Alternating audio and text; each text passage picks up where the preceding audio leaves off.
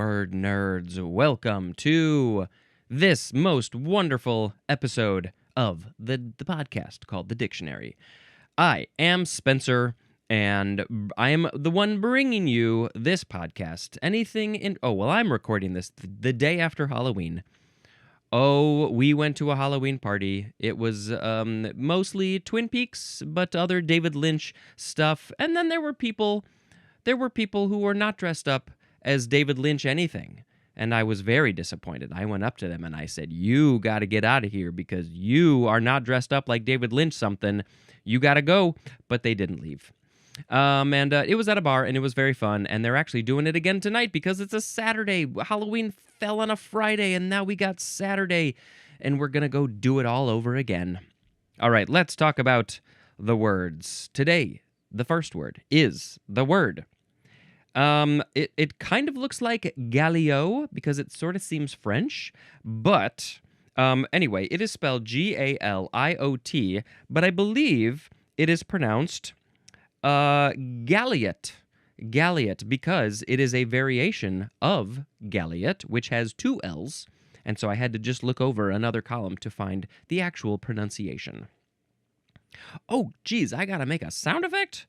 Who made up this rule? Bomp. That's gonna be the sound today.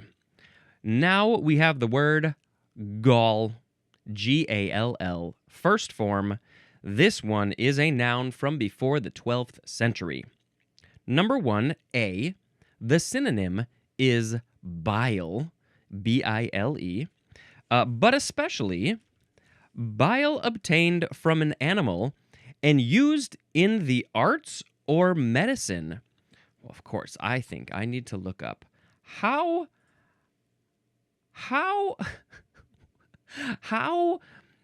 do you use bile in the arts?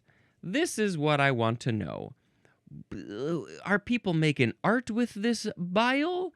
Well, here's a thing that says, ox bile or ox gall has been traditionally and is still used in the arts as a surfactant, which is a wetting agent, and a dispersing agent in water-based media like watercolor, ink, and in the process of paper marbling.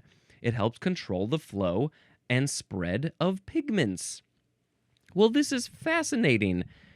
Ox bile and ox gall. It's the same word. Of course, I had no idea about this because I am not doing those things. I did not know. And so, I guess technically, if you are doing those things and using this stuff in there, then, maybe it's not so vegetarian or vegan. For you, just something to think about. All right, 1B. This is something bitter to endure.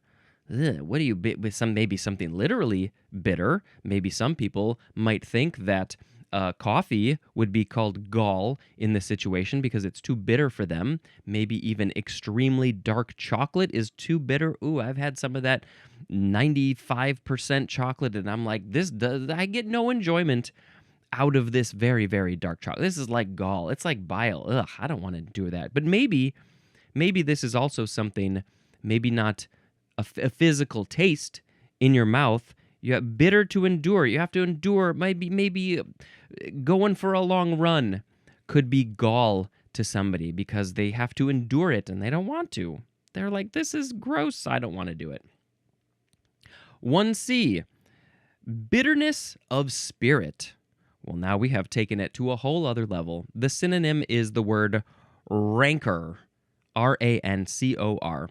Was that the name of that monster in Star Wars? I think it would have been the third one. Return of the Jedi? Return of the Jedi? Is that what it's called? I think so. The rancor that when it goes underneath Jabba the Hutt's thing and that big monster comes out. I think that might be the rancor. So the rancor has a bitterness of spirit. Is bile bitter? You know that somebody in history has tasted bile. Whether they chose to or not, somebody has tasted it. And so I have to assume that maybe it tastes bitter, and that's why we have these bitter definitions. But But maybe if they didn't literally taste it, or maybe if it doesn't literally taste bitter, maybe they're just like, oh, that's this gross thing that came from your body, and I'm just going to assume it's gross and bitter. Okay, bitterness of spirit. So you can say that somebody has gall because their spirit is bitter, but we got more definitions. We got number 2, brazen boldness coupled with impudent assurance and insolence. Wow, there was a lot there. Brazen boldness, so you are like too bold. You're very bold. Maybe brave, I don't know, but you're like, I'm going in. I'm doing my thing. Screw you. I'm brazenly bold. But also that is coupled with impudent assurance and insolence. Impudent assurance and insolence. So incredibly sure of yourself, bold and being and having assurance. I think that those go hand in hand. And insolence, like you don't care about anybody else. Would that be kind of a way to describe insolence? So, yeah, when somebody says you've got gall, you're like, it's like you don't care about anybody. You just care about yourself. You're maybe too confident. Yeah, I don't know, sorts of those sorts of things. That would be the way that I think I hear the word gall used more often. When you're talking about somebody, when you're describing somebody in this way, I'm sure the lexicographer had a fantastic time coming up with that definition. Brazen boldness coupled with impudent assurance and insolence. Pretty good. To see more synonyms, go see the word temerity in the T's. Okay, this word, gall, is akin to the Greek word koli or kolos, which means gall or wrath. Also from the Old English giolu, which means yellow. So is bile yellow? I think it might be. Ugh, gross. And there's more at the word yellow. Please don't make me taste any bitter gall, any bitter bile. I don't want to, please, and thank you. All right, it is sound effect time. And what was the sound that I made? Why can I never remember the sound that I made at the beginning? It was like, bromp. Sure? Okay. Now we have the second form of gall. This is a noun from before the 12th century. Number 1A is a skin sore caused by chronic irritation. Now, I don't know if I've ever heard of this. I imagine maybe somebody with eczema might have, their skin is all dry and inflamed, and maybe if there's a lot of scratching or something, then maybe they'll get one of these skin sores. But it's an old word from before the 12th century. And so I imagine that there were many different types of illnesses that caused people to have skin problems, and then they got these sores, and they called them gall. And there is a little bit of etymology here, but maybe if it got all yellow and gross, and maybe there was pus coming out, maybe they were like, well, that's like the bile, and that's gall, so then they just called it a gall. But what else do we have? We have 1B, a cause or state of exasperation. A cause or state of exasperation. Now, why is this a 1B? How is it connected to the skin sore? Well, your skin sore would probably be in a state of exasperation. It's all tired and worn away. But I guess you yourself can be in a state of exasperation called gall. You can call, I'm so tired. I went to a Halloween party last night and I didn't get to bed until after 3 o'clock, and I didn't get a lot of sleep, so I'm in a state of gall. And we have one more, number 2, which is archaic. The synonym is the word flaw. It's old, so I don't know, maybe the skin sore was kind of they saw that as a flaw, or maybe it's a different definition of flaw. I don't know. But what I do know is that there is some etymology. This is from way down to the Latin galla, Galla, which means gall nut. Gall nut. Are we going to see this word gall nut in a future episode? Let's see. Where would that be? We got a lot of Gall words. So many. Let's see. Where is gall nut, if it is here at all? How does the alphabet go? Where? There it is. I found it. Okay, so in a few episodes, we will get to gall nut and other interesting words. Okay, so that's where this is from. I don't know. Is it related to the skin irritation, the exasperation, the flaw? What is a gall nut? I don't know. Blah. The third form of gall is a verb from the 14th century, starting with transitive. Number 1, to fret and wear away by friction. Ooh, the synonym is chafe, as in, the loose saddle galled the horse's back. Well, then please make the saddle tight. Tighten up that salad. Salad? Tighten the salad so it's not irritating the horse's neck. Tighten the saddle because the horse is not going to appreciate being chafed in that way, being galled in that way.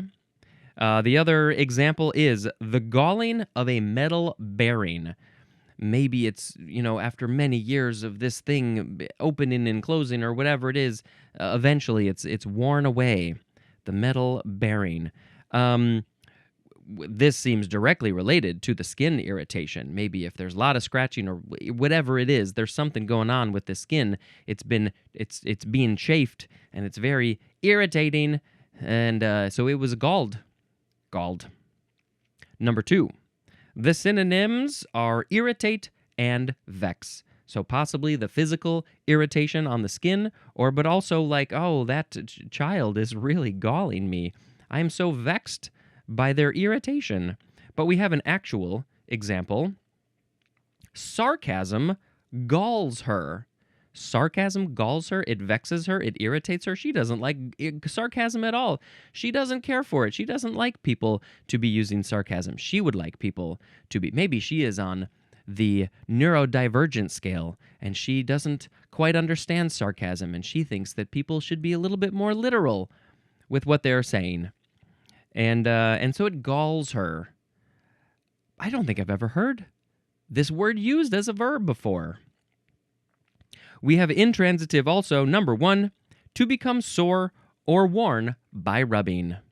The skin got galled by sarcasm? Number 2, the synonym is the number 2 definition for the word seize. Like, are you seizing something, taking something? Or is it a seizing up? Like when my back goes out, my muscles seize up? What sort of seize are we talking about? Well, there's no additional etymology, so maybe this is related to gall nut? Or would it be related to gall, wrath, yellow? I don't know. Someday we'll learn, maybe. Gall. Well, hey, look at this. We have a 4th form of gall. It is a noun from the 14th century. It is an abnormal outgrowth of plant tissue, usually due to insect or mite parasites or fungi, and sometimes forming an important source of tannin. And it says to see the gall wasp illustration, which is over here on the next page over. We have to wait 4 episodes before we talk about the gall wasp. But there's a gall in the picture with the gall wasp. So that will be a fascinating thing to learn about. But we do know that this gall it's a plant tissue. It's a thing growing on a plant, and the gall wasp is connected. It's related to it somehow. What, how, what does the gall wasp do with the gall? I don't know. We'll learn someday. Okay, so it's an abnormal growth on a plant, and maybe you can look at, when you're walking down the street, you could be like, look at that gall. It vexes me so. I am galled by the gall. All right, don't know why it's called gall. It is from the Latin, gala, which we learned that that means gall nut. So, maybe it's looks like a nut on a tree, but it's not. it's just an abnormal growth. We'll learn about that soon, too. Okay, anything else about that? Nope, we're going to go... Brom. We now have, I think it's just gala again. Gala. This is capital G-A-L-L-A. So it's not the party gala. This is a different gala. This is a noun from 1875. The synonym is the word oromo, O-R-O-M-O. There is a cafe in Chicago called Oromo Cafe. There might be a couple, actually. But I don't know what Oromo means. And now I think it means gala, but I don't know what gala means with a capital G. But I do know that this word is from Amharic and Ge'ez. Are these languages? Is Ge'ez, G-E-E-Z, is that a language? What is this language? Amharic. It seems also old. Yes, Ge'ez, well, that's probably not how it's pronounced. It's classical Ethiopic. It's an ancient Semitic language from the Horn of Africa that is no longer spoken as a native language, but survives today as the liturgical language of the Ethiopian and Eritrean Orthodox churches. Okay, and the other one was Amharic, which I think I've heard of that, but I also don't know much about that. So I assume it's similar. Yes, Semitic language spoken primarily in Ethiopia. Okay, so this gala is one of their words, and it means oromo, I guess. Brom. Okay, now we have a very fun double scientific word. It is galametria. No, galamine, that's the end of that first word. Galamine. Second word, triathiodide. Triathiodide. First word is G-A-L-L-A-M-I-N-E. Second word is T-R-I-E-T-H-I-O-D-I-D-E. Triathiodide. Triathiodide. Triathiodide. Galamine triathiodide. Noun from 1951. This is a substituted ammonium salt C30H60I3N3O3 that is used to produce muscle relaxation, especially during anesthesia. And it is called also just galamine. Just the first word, galamine, because that second word is a little bit of a tongue twister, probably for some people. Triathiodide. Not for me. Okay, well, any etymology, it's from the gal in pyrogalol, the amine from amine, and then plus the tri prefix and the eth prefix and the iodide. And then you get galamine triathiodide. Okay, so it helps in muscle relaxation during anesthesia. That is the most important thing that you need to know about that, and I'm definitely going to test you about that later. Am I going to test myself, or am I going to test you? Are you going to test me? Blah. We now have the first form of the word. You can pronounce it gallant, or gallant, or gallant. G-A-L-L-A-N-T. I've never heard of somebody say gallant. I've heard gallant and gallant, but I don't think I've heard of gallant. This is a noun from the 14th century. Number 1, a young man of fashion. You must be fashionable, and you must be a young man to be a gallant. So I guess I cannot be because I am not young, and I am also not of fashion. I need a little help to be of fashion. Is my collar good? Speaking of fashion, couldn't tell. Now, we also have number 2A. The synonym is ladies' man. A ladies' man? Well, you know, they are young and fashionable, then maybe the ladies will like him. This gallant. Oh, back in the day, there was that Saturday Night Live sketch turned movie called the Ladies' Man, and I had such a good time impersonating that character because he had such a wonderful lisp. The Ladies' Man. You know, has it aged well? I don't know, but I love me some Tim Meadows, and this character was just so silly and so funny, and maybe it wouldn't fly now, or maybe it would fly more now. I'm not sure, but yes, just having maybe some episode I'll do a whole episode talking like the Ladies' Man, a whole episode talking like the Ladies' Man. Oh, good times. Anyway, so yes, that is a gallant. But we also have to be, the synonym is suitor. So this would maybe be, one example would be a man courting a woman, say, trying to suit them, be their suitor, saying, hey, I would like to have a relationship with you. Maybe we could get married or something, whatever we're doing in the 14th century. And number 2C, the synonym is paramour.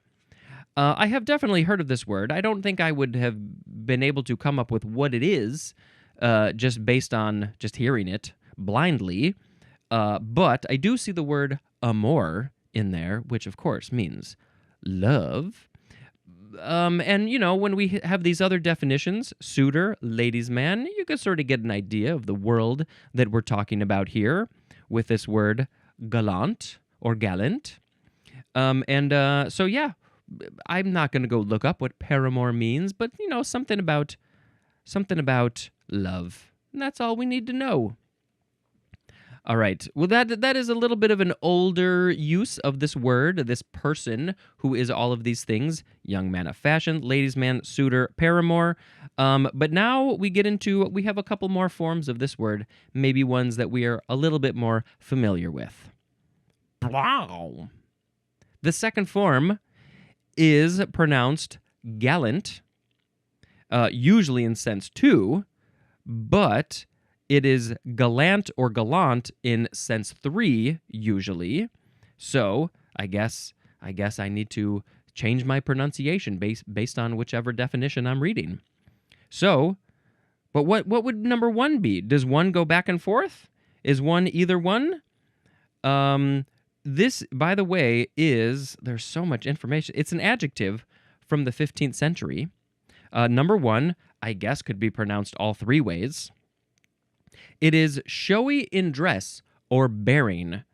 The synonym is smart, like, ooh, you're dressed so smartly today. Well, thank you very much. In fact, I'm a little bit more fashionable than I usually am today. I'm not wearing one of my graphic tees, so maybe today I'm a little bit more gallant than I often am. Shall I keep this up in my future days? Shall I try to be a little bit more fashionable? I don't know. We'll see.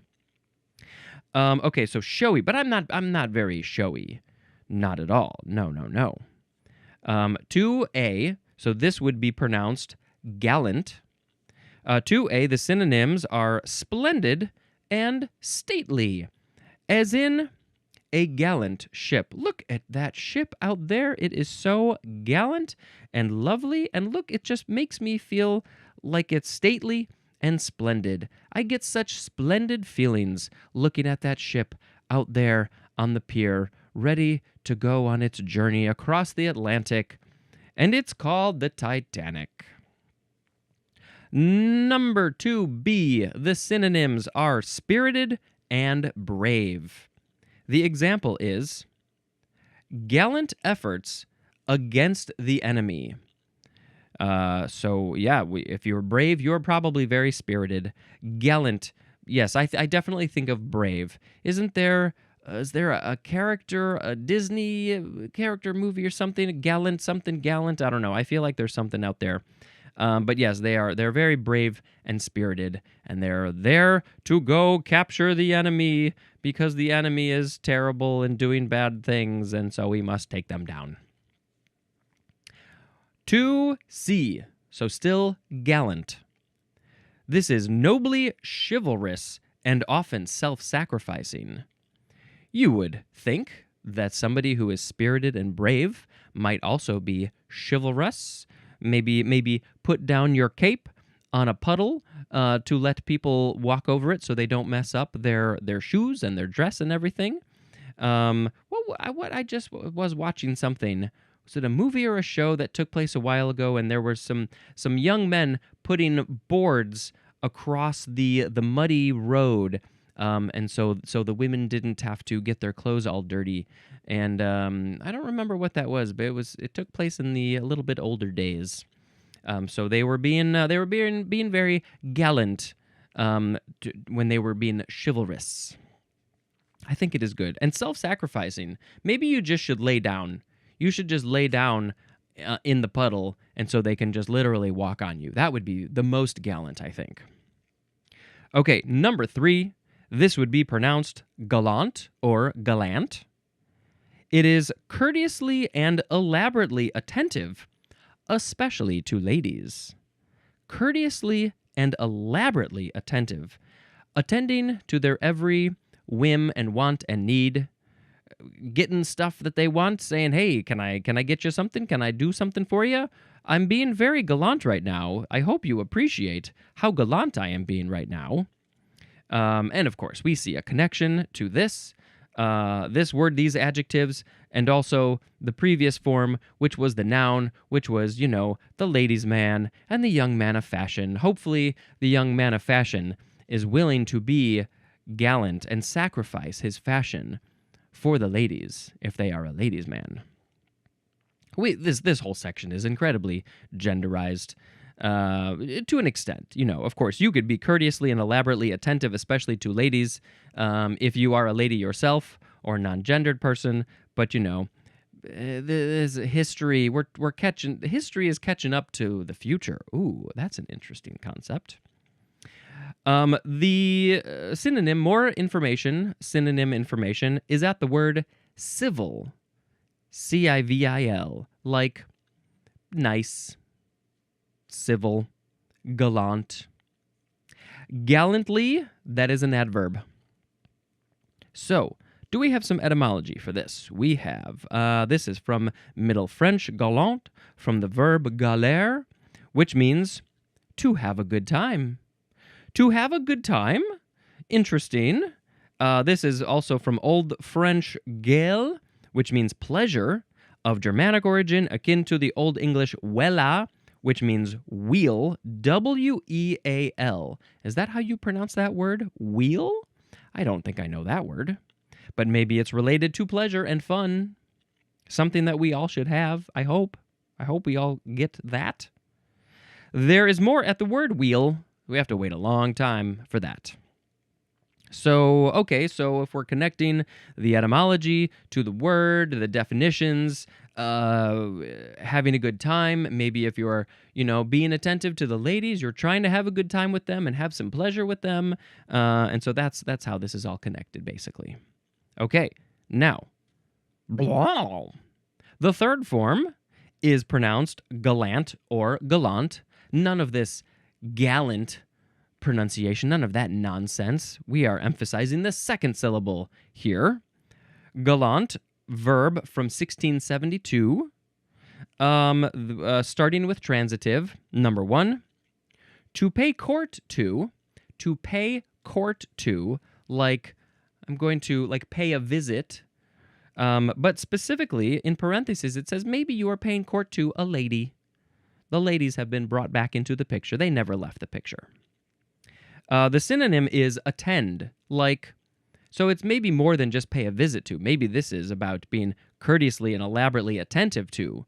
I'm going to attend to my lady, put my cape down so you don't have to walk in the puddle, the mud. Why is it a cape? I don't know. Isn't it always a cape? What else? A jacket? Yeah.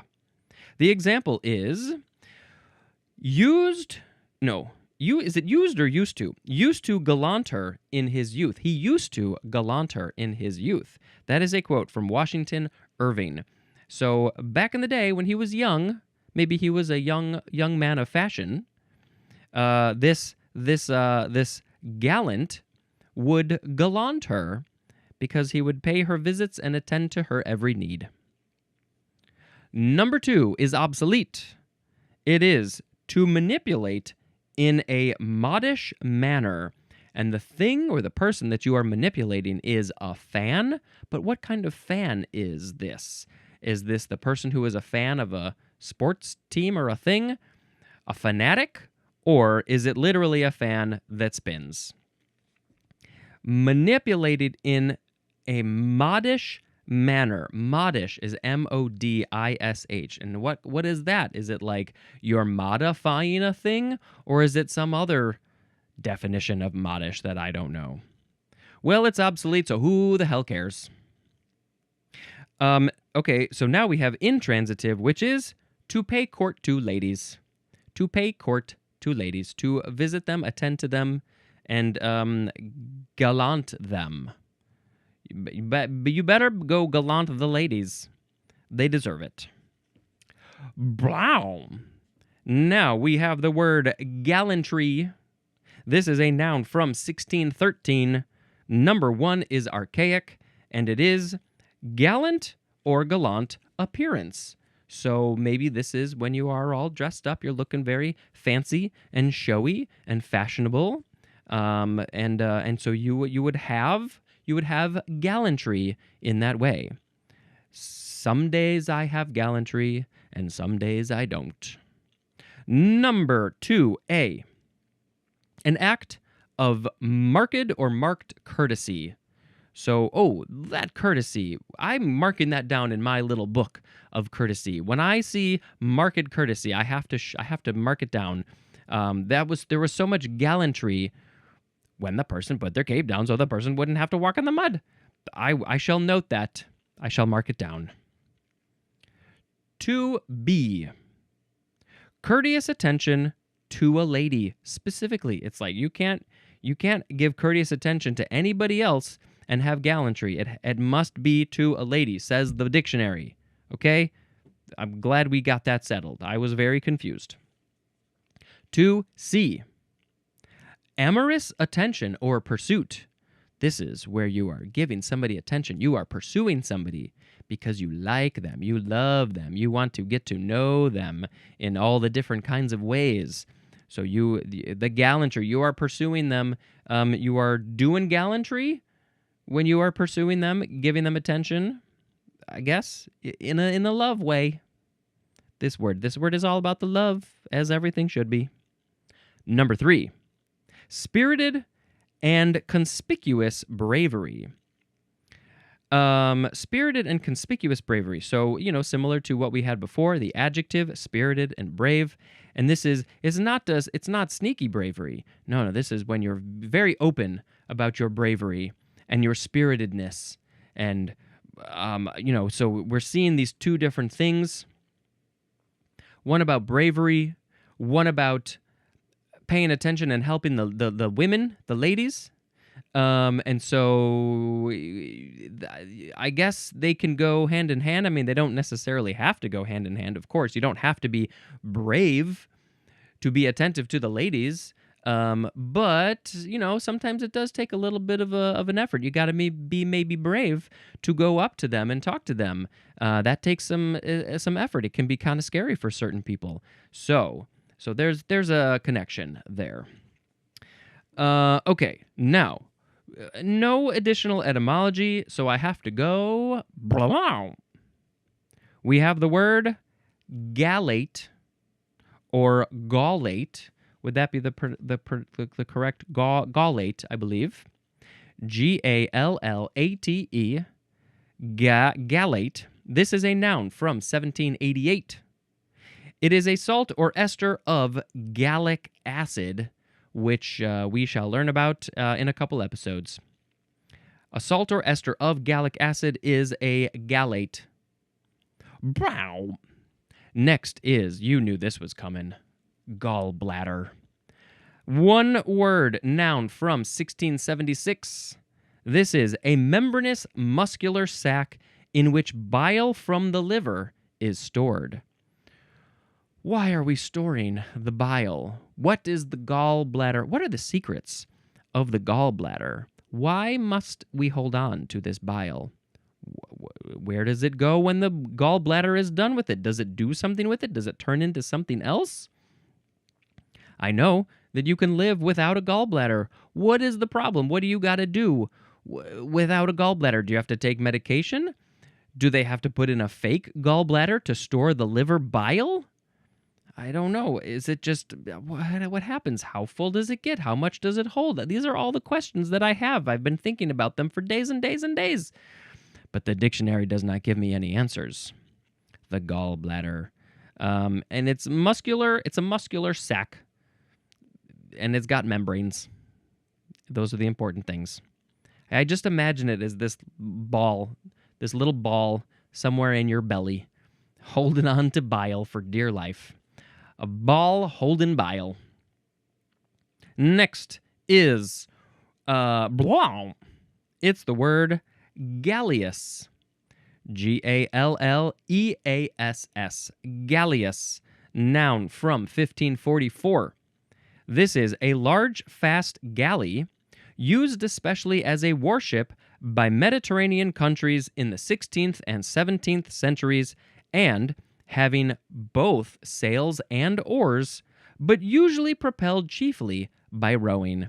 I imagine that I have probably seen some of these in movies or something similar.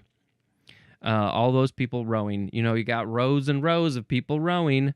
Is that why they're called rowing? It's called rowing because it was rows of people? Which came first? I don't know. So it's a warship. And I guess we'll learn about galley. Galley in the next episode. Yep, there's galley. It's a boat. So this galleus is a type of that. A type of that thing. Okay, now we're going to move on to... This thing has evolved. I don't know what's happening anymore. I never do know what's happening.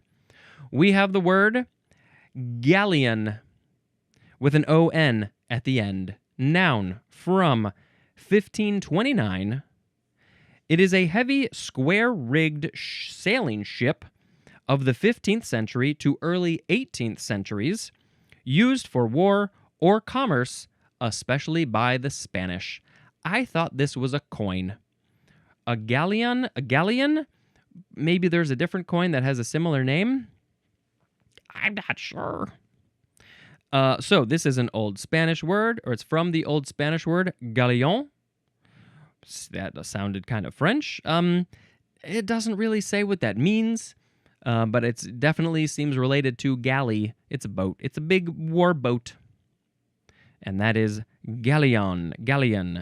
And now we shall move on to our very last word. Blah. It is galleria. Galleria. Noun from circa 1901. This is a roofed and usually glass-enclosed promenade or court. And where might you find this? It might be at a mall. The galleria. Well, that just sounds so fancy. When we get separated, we shall. When you are done going to your store and I'm done going to my store, we're all done going to the stores that we want to go to. We shall meet in the galleria. It has a roof over it. You can recognize the galleria because there is a roof. But it's also enclosed by glass. Maybe there's glass on the roof. Maybe there's glass around. And it's a promenade, or a court, and we're in a mall, as you know. And so we should meet at the galleria. This is an Italian word, and it just means gallery, which will be the first word in the next episode. And we have a bunch of definitions for gallery, because there's so many different types of galleries, including the galleria. All right. You know what time it is. You know it's coming. It's coming. What's coming? It's coming. What's coming? It's the word of the episode. It's here. Today we had galiot, gall, gala, galamine, triethiodide, gallant. We have three forms of that. Gallantry, gallate, gallbladder, galleus, galleon, and galleria. Well, I don't know. I think just because it's fun, I don't know. Is it fun? Who knows what fun is even? I shall pick gallant, the ladies' man, because why not? Because it's just funny. They call me the ladies' man, but I prefer the name gallant. I don't know. Didn't really know what to do about that one. I just thought it would be funny to bring the ladies' man back into the world. Okay, it's movie time here on this podcast about words. The next movie I watched was Ms. 45. This is from 1981. It is very 80s, and the short story is that it is a rape revenge movie. So it's in the horror world, but the lead character, I don't think she speaks. I think she is mute for some reason. I don't remember if they explained why or if she talked at some point. I can't really remember. It's been a while since I saw this. But yeah, very interesting, very 80s. And if you like that sort of thing where, she's taken the world into her own hands and maybe taken down some people in the meantime, then maybe you'll enjoy this very old movie. Okay, that is going to be it for this episode. Thank you so much for checking out this show. I hope you were having a good time. I hope that I'm bringing you what you need. I'm trying to bring more to this world of reading the dictionary. And, it's a journey. It's a journey. This has been Spencer dispensing information. Goodbye.